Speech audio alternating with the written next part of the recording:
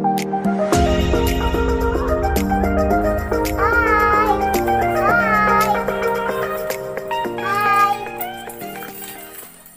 ituturo ko na rin kung paano ba i-wirings itong ganitong digital na thermostat. O paano ba i-wirings ang simple na wirings ng isang incubator. Simple lang na incubator. Paano ba siya i-wirings? Bali, ang gagamitin natin is siyempre itong temperature controller na digital o thermostat. Tapos, gamit tayo ng socket. Tapos, gamit tayo ng plug o saksakan. Bali, itong gamit kong saksakan, meron siyang alligator clip para i-clip ko lang. Ituturo ko lang naman kung paano yung pinaka-wirings niya. Tapos, gagamit din tayo ng fuse para safety o mayroon protect yung circuit natin. Fuse. Tapos, gagamit din tayo ng bulb. Bali, ito, hindi to yung kung talagang incubator na yung gagawin nyo, wag yung ganitong bulb ang gagamitin nyo. Kasi LED ito pang testing ko lang to. Bali, ganito ang gagamitin nyo. Yung umiinit talaga na bulb. Yan. Sira kasi ito, pundi. Kaya, ito na lang ang pang testing ko. Tapos, gagamit din tayo ng fan. Bali, itong gagamitin ko fan, 220 to. Yan. Meron siyang saksakan. Bali ito, pwede mo ring kung talagang kwan na, pwede mo ring pigtasin na to para i-splice mo na lang dun sa mga connection yan. Pero dahil sa ituturo ko lang naman yung pinaka wirings nya, itong gagawin nating incubator, dudugtungan ko lang to ng wire para hindi ko siya puputulin. Yan, dudugtungan ko na lang dito ng wire. Magkakabit ako ng wire. Bali ito, nadugtungan na natin ng wire yung saksakan ng plug. Yan. Para i-splice na lang natin. Para hindi na natin putulin to. Bali ito nga pala. Itong dalawang ito, yung red tsaka black, yan yung diretso sa may pinakasaksakan o line 1, line 2. Ito naman yung pupunta dun sa may, ito kasi yung out ng ating thermostat. Dito mo i-connect yung bulb o kung ano man ang heater na ilalagay mo dun sa incubator mo. Pwede namang nichrome wire. Yan. Depende sa'yo kung ano ilalagay mong pinaka heater ng incubator mo. Pero ngayon, bulb ang lalagay natin. Yan. Ang una nating wawirings yung saksakan. Bali yung line 1 ng ating saksakan is diretso lang dito sa wire. Isang wire nito. Kahit alin naman dyan. Kung anong kahit alin dito. Kung saan mo i-connect. Bali, i-connect lang natin yung isang linya. Yan. Tapos, yung isang linya naman ng saksakan is diretso dun sa may isang wire naman ng ating fuse. Ito yung fuse. Ito, diretso naman dito. Tapos, yung isang wire ng ating fuse, yan, o isang terminal ng fuse, diretso na dun sa may pangalawang linya ng ating thermostat. Ito.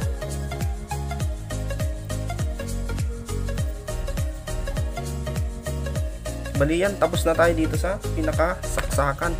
Bali ganyan yung kinalabasan niya. Dito na ngayon tayo sa pinaka load. Yan.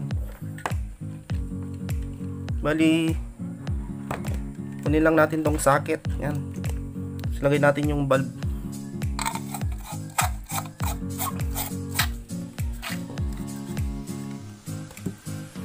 May dalawang wire yung ating bulb. Diretso lang dito sa may yellow tsaka black. Diretso dyan. Kahit alin dyan, wala naman positive, negative o walang polarity ito. Kahit alin dito. Yan. Kahit mapagbaliktad mo yan.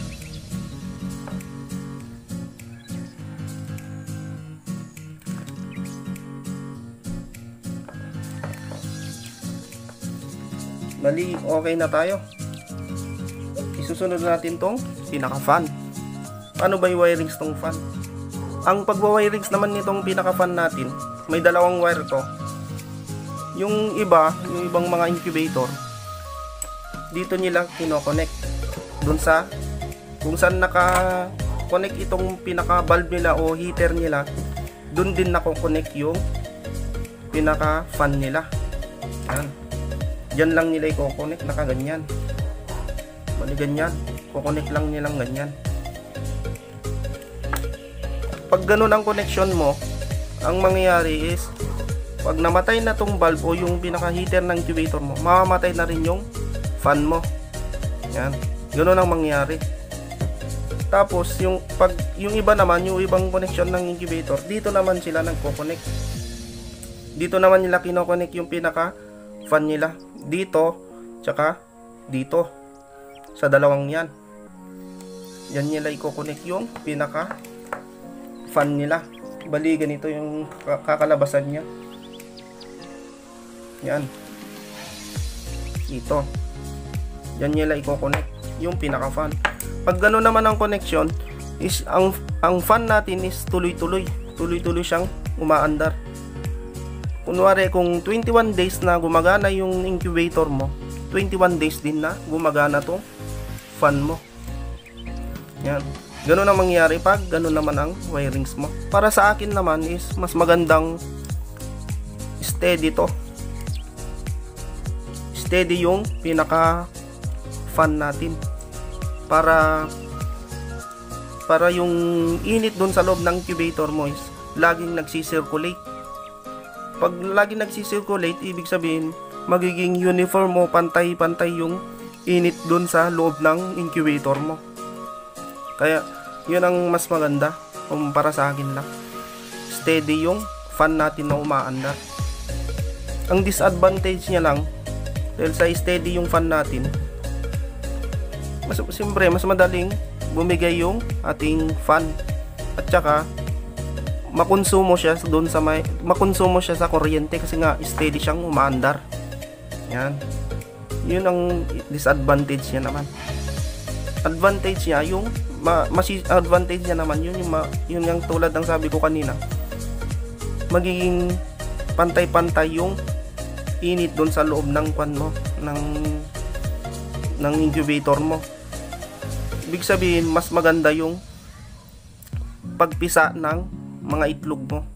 Mas malaking porsyento na mas maraming mapisa kasi nga maganda yung init dun sa loob, pantay-pantay. Yan. Lalo na ang incubator mo is maraming layer. Mayroong first layer, second layer, third layer. Yan. Dapat kasi yun, ang fan mo dun, dapat laging nakandar para nasisirculate niya na mabuti yung init dun sa loob. Kasi nga pag walang nagsisirculate na fan dun sa loob ng incubator mo, lalo na ang incubator mo is maraming layer o malaki yung incubator mo, malamang ang mangyari, yung ibang parte ng incubator mo dun sa loob is hindi masyadong mainit o hindi pantay-pantay. Kumbaga, banda dun sa kabila is o sa first layer is malamig, dun sa taas is mainit. Ganon, kumbaga yung ibang parte ng incubator mo, iba ang temperature, hindi uniform yung init doon sa loob ng incubator mo. Pag hindi, tuloy-tuloy umaandar yung fan mo. Bali, ganun lang. Pag kwan naman kasi, para sa akin, ang bagay lang doon sa namamatay yung fan, tuwing namamatay din yung pinaka heater o valve mo, ang bagay lang dun sa mga maliliit lang na incubator o yung maliit lang siya, tapos first layer lang yung pinaka itlog mo, yung lagayan ng itlog mo, first layeran lang siya, tapos maliit lang yung incubator mo, maganda rin siya. Magandang yun ang gawin mong connection, yung sumasabay yung fan tsaka dito. Yun yung bagay lang para sa akin, kasi nga maliit nga lang yung pinaka nilalagay mong itlog, maliit lang yung incubator mo, maliit din yung, kumbaga first layer lang yung pinakalagayan ng itlog mo, wala siyang second layer, ganon. Maganda din yung ganon, yung sumasabay na namamatay yung fan para tipid kuryente rin kasi yun. Yan, makakatipid ka sa kuryente. Yun naman yung advantage no. Pero design yun, bagay yun dun sa mga maliliit lang na incubator, tsaka first layer lang yung itlog niya o yung tray o lagayan ng itlog. Pag yung meron ng second layer, third layer, tapos ang lalaki pa yung incubator, mas magandang tuloy-tuloy yung ating fan para circulate yung ating init doon sa loob ng incubator. Bali, ganito kasi ang nangyayari, ganito kasi ang explanation niyan. Pag wala kang taga-circulate ng hangin doon sa loob ng incubator mo. Ang hangin kasi sa loob ng incubator, pag nainitan, yung hangin na naiinitan o mas mainit na hangin is pumapaitaas. Yan. Lahat ng mas mainit na hangin is pumapaitaas. Pag wala kang taga-circulate ng hangin doon sa loob ng incubator mo, ganun ang mangyayari.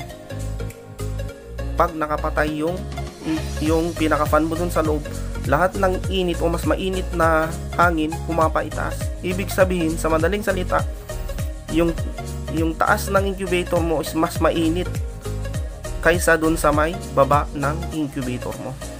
Pero pag merong fan na taga-circulate ng hangin doon sa loob ng incubator, magiging uniform yung init doon sa loob ng incubator mo. Kasi nga, sinicirculate ng fan. Kasi nga, ito is steady nga. Kaya tulad ng sabi ko, mas the best pag steady yung fan natin para uniform yung init sa loob ng ating incubator. Pag ganon, malaking porsyento na maraming mapipisa doon sa incubator natin. Yan. Bali, testingin na natin yung pinaka incubator na wirings natin. Ang unang wirings natin yung steady yung fan natin. Pag steady yung fan, ganito ang wirings siya. Dito siya nakakonect sa red tsaka black. Kahit alin dyan, dyan mo i-connect yung fan kung gusto mong steady yung fan natin. Yun yung unang testing natin, yung steady yung fan. Sasaksak lang natin. Bali, umilaw yung bulb natin, umandar yung fan natin. Kunin lang natin yung sensor ng ating thermostat. Bali, ito, hawakan ko lang para makasense siya ng init. Tapos papansinin natin kung kailan mamamatay yung bulb natin.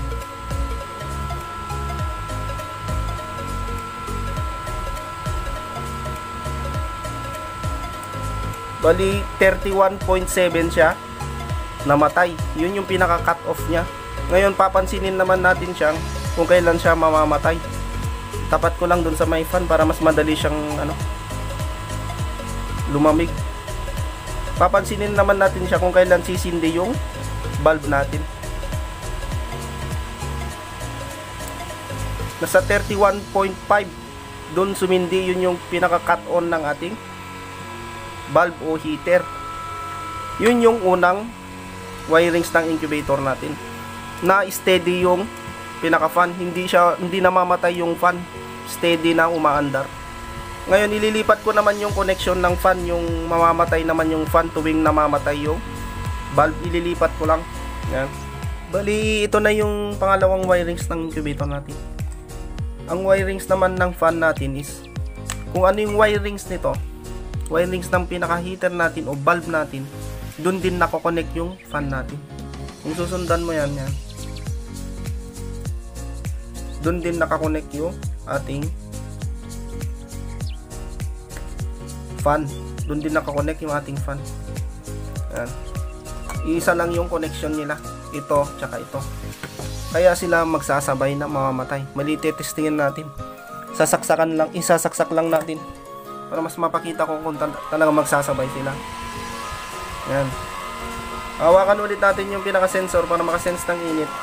Kung mamamatay siya sa 31.7.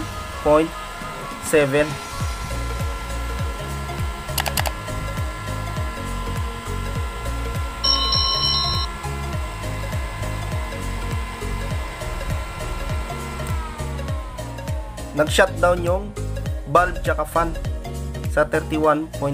Yun yung pinaka cut off natin. Yung cut on naman nila is 31.5. Hindi silang dalawa, yung fan tsaka ilaw.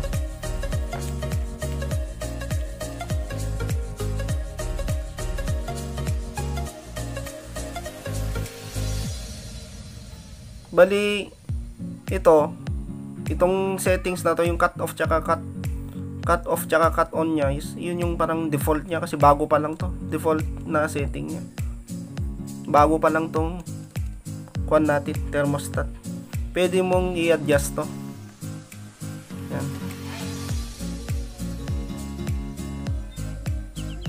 Bali, meron naman dito sa video, sa unang video natin doon, pinakita ko naman doon kung paano i-setting to.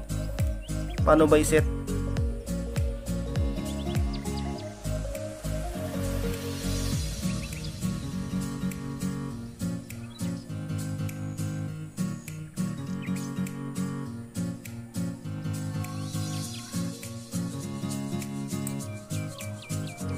Bali, sumindi sila sa 31.5. Sabay silang namamatay. Yun yung sinasabi kong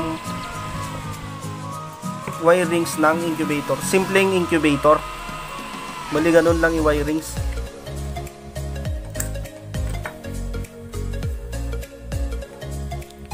Yun yung, itong incubator na inano natin is simpleng wirings lang ng incubator to. Kasi yung iba, kung yung mga yun, automatic na. Kumbaga, hindi mo na siya binabaliktad araw-araw 3 beses sa isang araw. Kasi may automatic turning na sila eh. Turner. Yan. Meron ng automatic.